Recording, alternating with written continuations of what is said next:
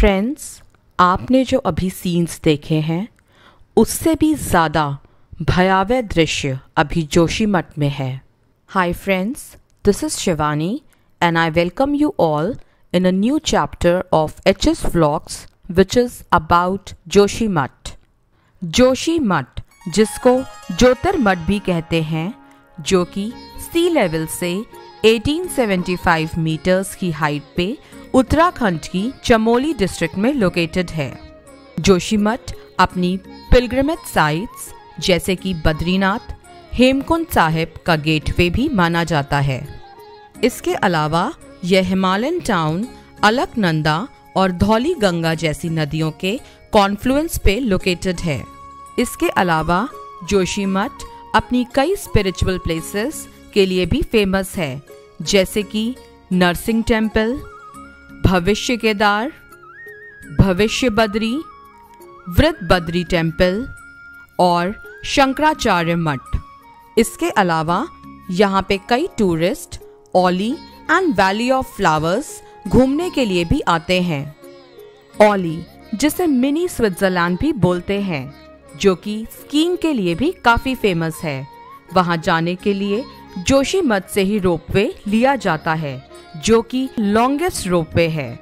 जोशीमठ से approximately 50 kilometres की दूरी पर इंडिया का लास्ट विलेज माना है, जो कि अपनी सीनिक ब्यूटीज और कुछ स्पिरिचुअल प्लेसेस जैसे कि भीमपुल, गणेश गुफा, व्यास गुफा के लिए भी काफी फेमस है।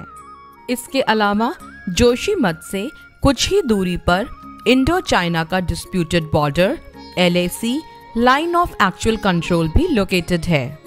इन शॉर्ट हम कह सकते हैं कि जोशीमठ अपनी scenic beauty, tourism, religion and military के पॉइंट ऑफ व्यू से कितना इम्पोर्टेंट है। 2021 में जब इस एरिया में हेवी फ्लड और रेनफॉल आई थी, उसके बाद से ही धीरे धीरे वहां के घरों में ऐसी क्रैक्स डेवलप होने लगी। बट अंडरगोइंग कंस्ट्रक्शन के कारण, जो कि 5 जनवरी 2023 तक चला, वहां की सिचुएशन और मिसरेबल हो गई।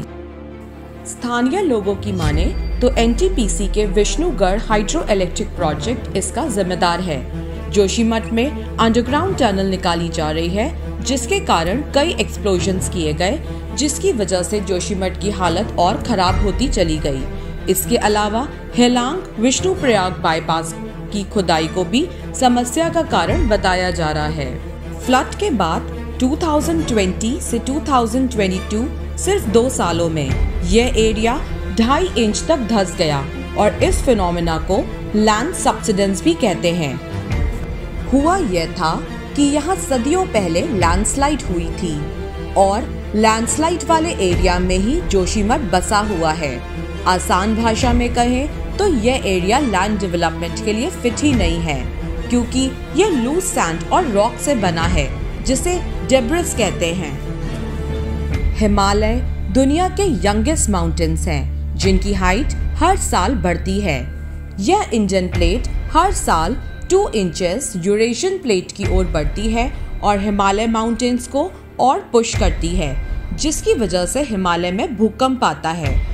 ऐसी सिचुएशन में आबादी जितनी ज्यादा बढ़ेगी, रिस्क भी उतना ही बढ़ेगा। पर क्वेश्चन ये उठता है कि क्या इसके बारे में हमें पहले से ही वार्निंग मिली थी?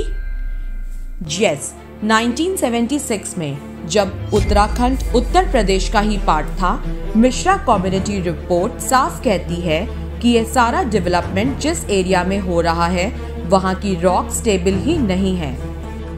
इस रिपोर्ट में साफ साफ वार्न किया गया था कि heavy construction, excessive tree cutting और स्लोप्स की फार्मिंग की वजह से जोशीमठ की रॉक और अनस्टेबल हो सकती है।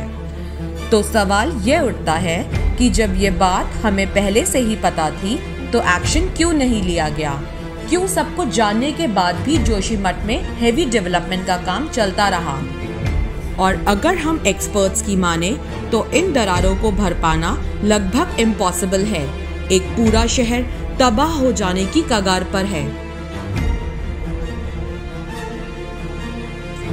लोकल एडमिनिस्ट्रेशन के अलावा सेंट्रल गवर्नमेंट भी इस मैटर को क्लोजली ऑब्जर्व कर रही है। अगर हम सॉल्यूशंस की बात करें तो जोशीमठ एक इकोलॉजिकली सेंसिटिव जोन है। यहाँ पर बड़े प्रोजेक्ट्स लाकर डेवलपमेंट की नहीं, पर छोटे प्रोजेक्ट्स के साथ सस्टेनेबल डेवलपमेंट की जरूरत है। और हम ऐसा मानते हैं कि इंडिया को डिजास्टर रेजिस्टेंट इंफ्रास्ट्रक्चर की सख्त जरूरत है। फ्रेंड्स, मैंने पर्सनली जोशीमठ को 3 बार विजिट किया है और मैं जब जब वहां पे गई हूँ मैंने रोड्स पे हेवी कंस्ट्रक्शंस को देखा है। अगर टाइम रहते ही कदम नहीं उठाए गए तो जोशीमठ सिर्फ किस्से कहानियों में ही रह जाएगा। फ्रेंड्स, आप भी अपने सजेशंस कमेंट्स बॉक्स में लिखिए ताकि जो जोशीमठ के साथ हुआ है वो किसी और हिमालयन टाउन के साथ ना होए। Till then friends, take care, अपना ध्यान रखिएगा।